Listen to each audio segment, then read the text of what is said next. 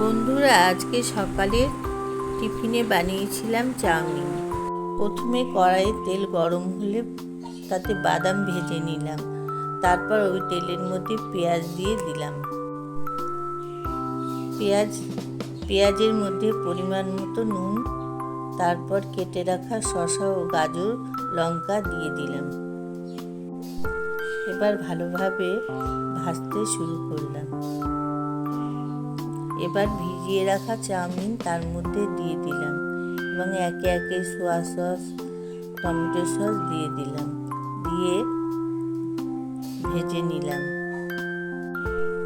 এবার বাদাম, গোলমরিচের গুঁড়ো এবং সামান্য চিনি দিয়ে নামিয়ে নিলাম।